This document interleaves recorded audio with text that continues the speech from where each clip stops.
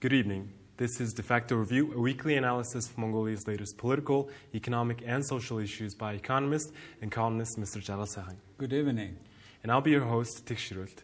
Today's topics are on the President's visits to Samarkand, Uzbekistan, and the UN General Assembly, the Prime Minister's visit to the United Kingdom, and Mining Week 2022. So this week has been a very busy week for our President as he traveled to Samarkand for the 22nd meeting of the Council of Heads of State of the Shanghai Cooperation Organization.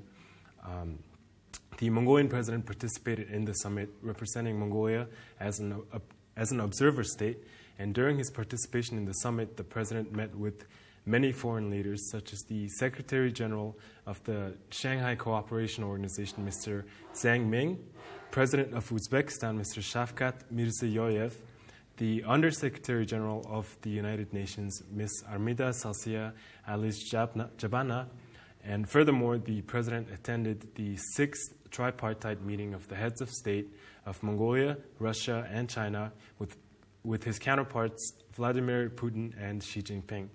They discussed issues such as the Mongolia-Russia-China Economic Corridor Program, the Asia Highway Network, the construction of a gas pipeline through Mongolia, and the Irtenburg and Egg River hydropower plants. And this week, the President addressed the general debate of the 77th session of the UN General Assembly, which was held under the theme, A Watershed Moment, Transformative Solutions to Interlocking Challenges. So regarding the SCO meeting, or the Shanghai Cooperation Organization, what does it mean for Mongolia to be an observer state of this organization? Yes, Mongolia is observer, though the other countries are kind of suggesting very warmly us to be a member. But there is a reason not to be member. By our constitutions, we are to be a neutral country somehow, and we have big discussions inside of the society about whether we will be inside of this organization or not, because there is not full understanding among the people. Since it's a democratic country, our president said that too. Our president met during this meeting the Secretary General of the Shanghai Organization of Cooperation, which used to be a Russian person before. Now it's a Chinese person, to whom our president said that we don't have consensus in society about this organization, and until we have full understanding, we cannot be a full member, and we will continue our observer. Well, what a difference! Because this is an organization that initially started to solve the issues related to border conflicts. And paradoxically enough, during this meeting in Samarkand, there was a conflict fighting in between Kyrgyzstan and Tajikistan. At the border, they were exchanging fires and they were using weapons, and certain human life is lost, etc. And some people have left that meeting to take care of the issue at the border. So it itself also shows that Shanghai Organization of Cooperation is not completely feeling their first aim to have this problem solved, borders problem. And plus, there is certain things Mongolia is interested to cooperate. It's a matter of extremists, separatists, terrorists. None of them are in Mongolia, but however, it is spillover of these conflicts may come to Mongolia, and in that case, we need their help.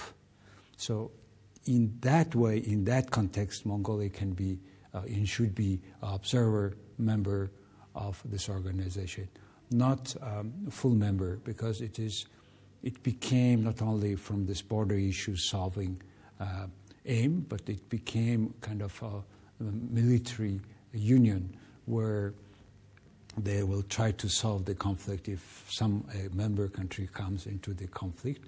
So that's why we are very careful, and we have been discussing it for quite some time.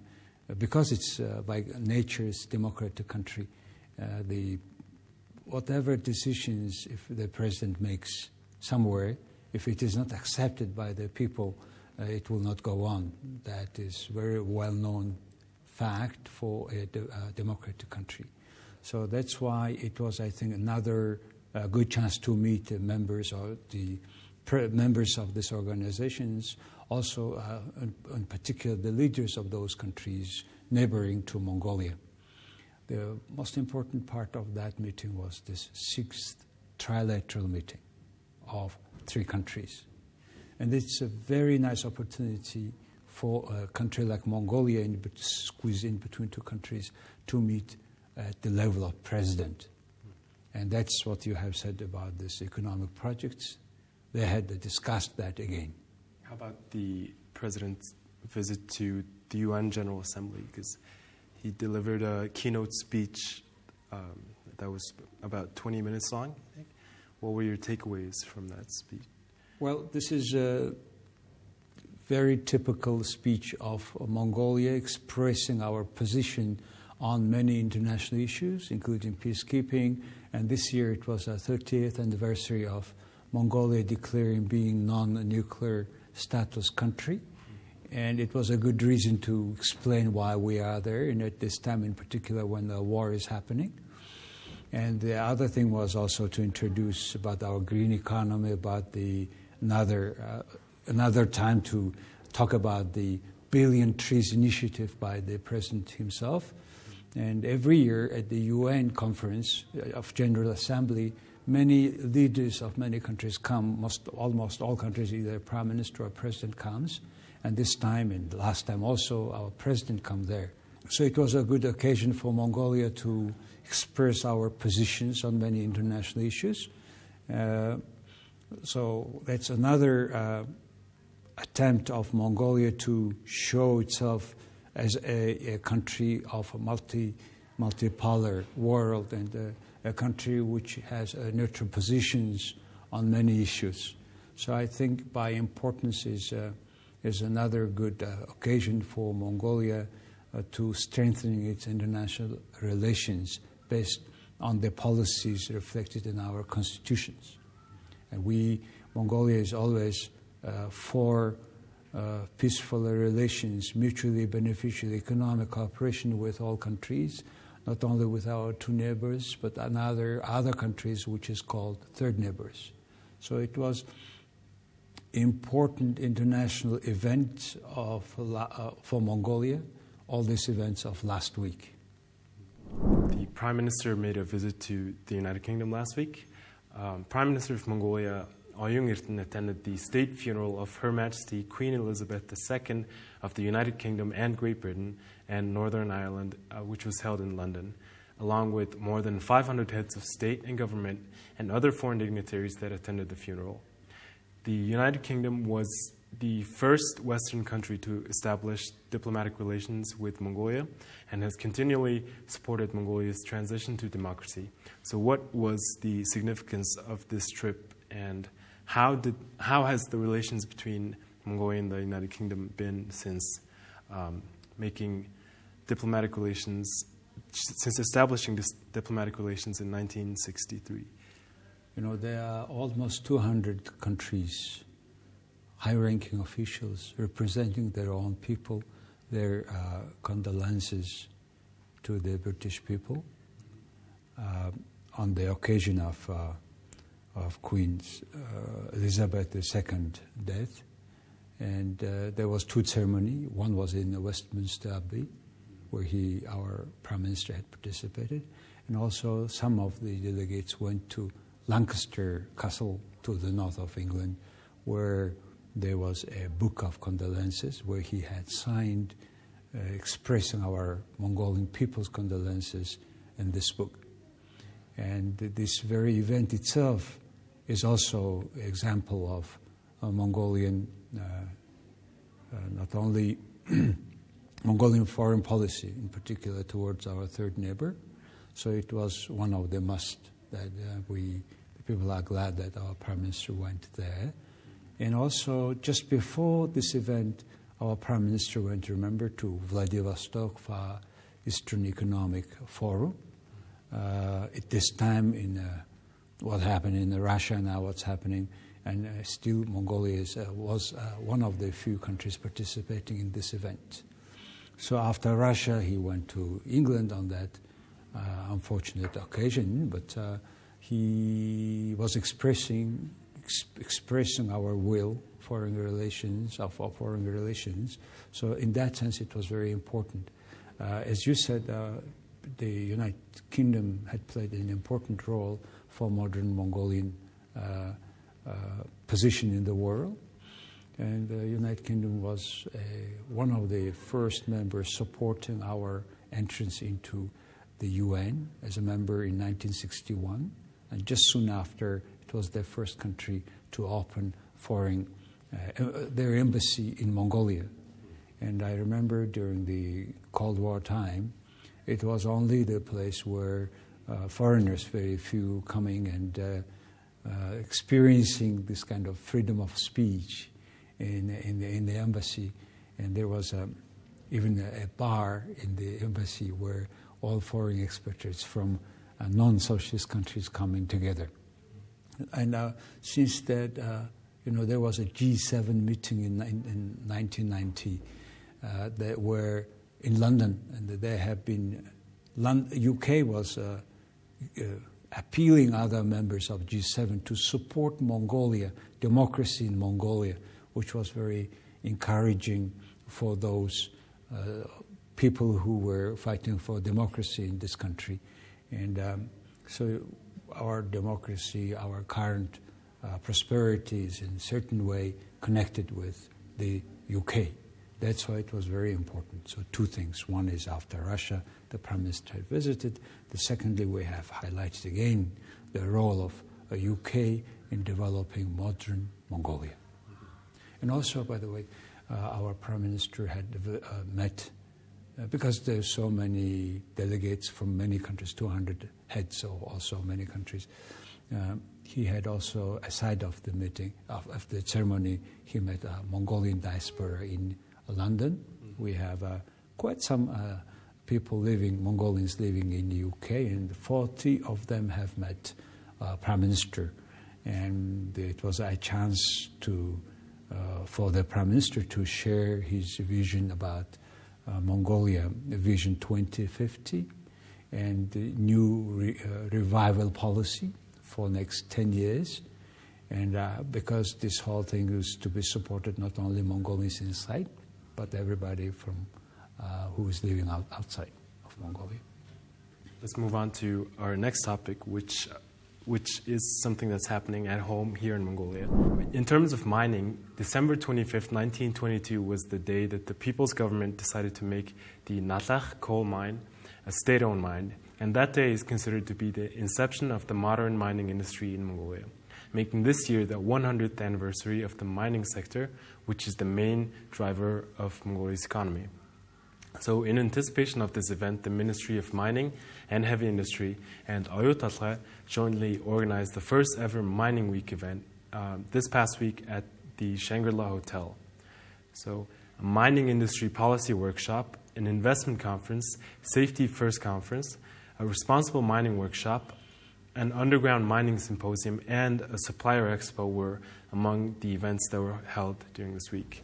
So I'm aware that you took part in this event yourself. So what were your takeaways, and why does 100 years of the mining sector mean such a big deal to Mongolia? It is a big deal, as you said. Why?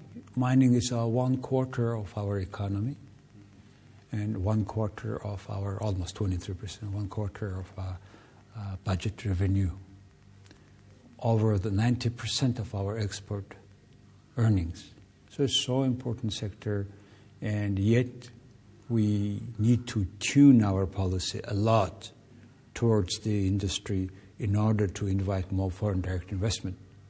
Because foreign direct investment was the base of Mongolian current development. 2011 was the peak year of foreign direct investment. Today we have a world-class mine, Oyutatla mine, which is the deepest, it's 1.5 kilometer deep, 1.3 kilometer deep, almost a mile deep mine. and it is using all digital means. And it's a very new technology, underground block caving technology. And there are a lot of things to celebrate. As you said, 100 years, and now the mining is so important, plays so important role in our economy, in our life. So it's so important to discuss comprehensive whole issues related to mines. There are so many issues we need to solve, and all these issues were addressed during the first ever week, Mining Week.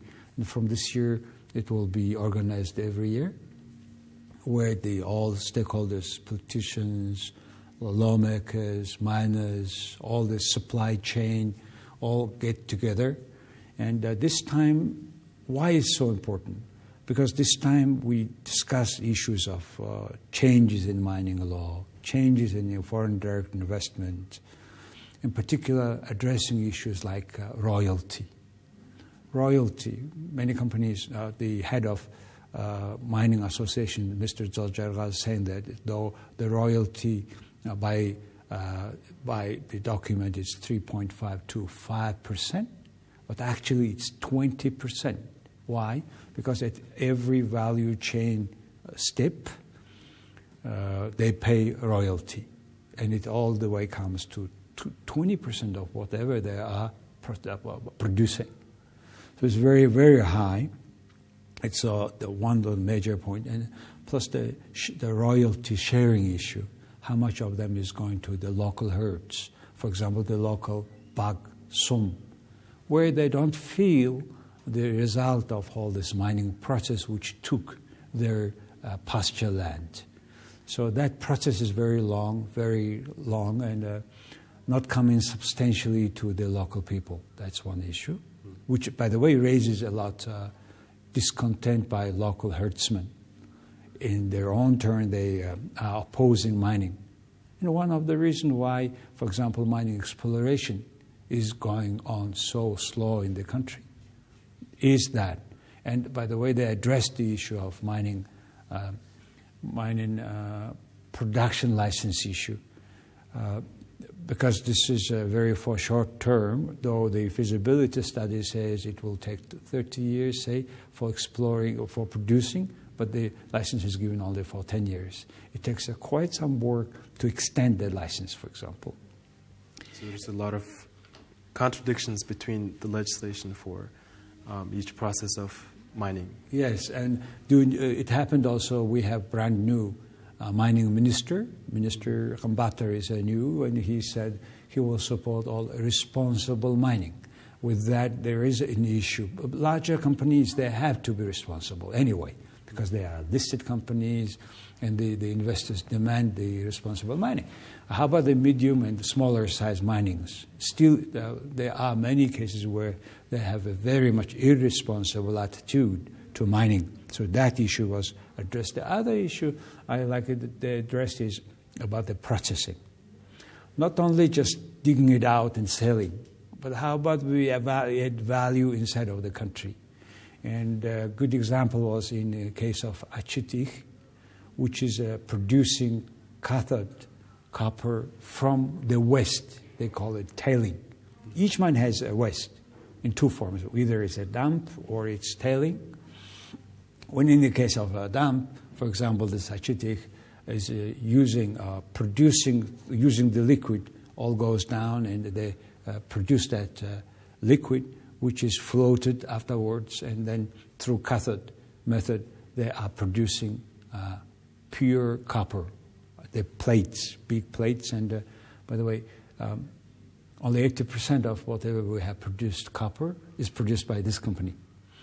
So the first time they discussed about the need of processing deeper the products. If you just sell, say, 25% of concentrate, 1 ton concentrate, we sell at $2,000. If we produce this cathode, it will be $6,000, $8,000. But if even they have now, in Mongolia, we have the first copper powder plant, or manufacturing plant, where they make a powder out of copper. That means you can put into any shape depending on the mold. In that case, it will cost $10,000. So each mine dump waste to be used. And also they have raised the issue of the water consumption, how to manage optimally water, how to recycle it. What is the laws, regulations in Mongolia that is enduring this kind of process? The most important, the other part was this underground mine. We talked, it's 1,300 meter down, and Mongolia is one of the first country in the world to process that deep the ore materials, and now Mongolia will be kind of knowledge center of deep underground mining. That was the discussions they had. It was pointed out that once it's done, once the mine is done, that it would be the fourth largest copper mine in the world, right? So yeah, one is the issue. Yes, it's undoubtedly because reserve is big. It will be one of the largest, number 4. But the issue is this around deep underground mine. We will have a brand new industry. We will have personnel, professionals who can work in similar mines all around the world. So we will prepare our own skilled professionals. The other thing during this week was important. I visited. It was a OT Suppliers Exhibition 2022. First time, a large one. And Oyu Tolgo spent so far $4 billion for Mongolia, for the mine. And out of them, some 80% suppliers are Mongolians. And I saw many Mongolian companies starting to supply, and they have already, some of them have already 5 to 10 years experiences, all work the security, cloth, and a lot gloves, shoes, and many things. Whatever the mine demands are now being produced by Mongolians. And some of them are already being so big that they are ready to supply other countries. In fact, the underground mine COO of the OT said that our suppliers are their first-class suppliers. And any company in the world can rely on that. That was a good remark, I guess.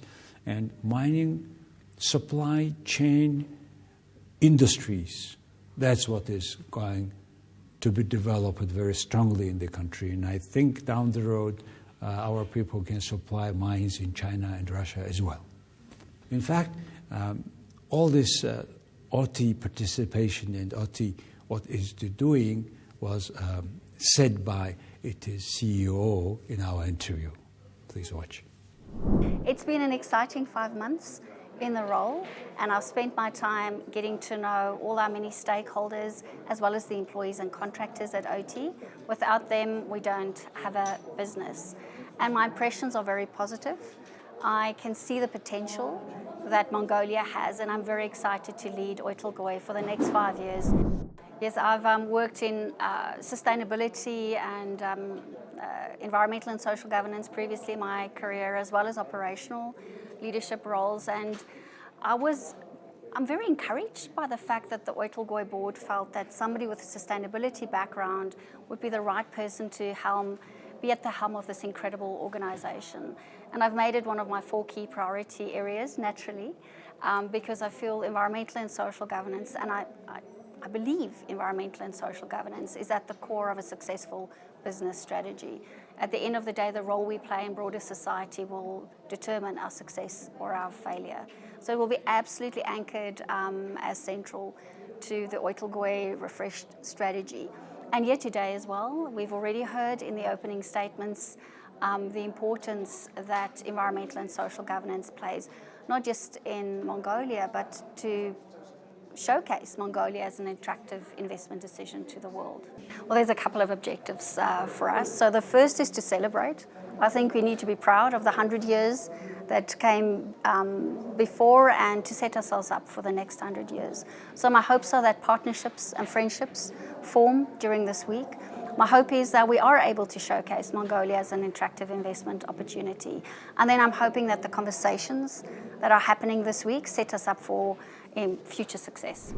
So let's hope that the mining sector continues to flourish for another 100 years and also bring success to other sectors that are surrounding mining. Well, that depends on how Mongolia can use smartly the proceeds from mining industry.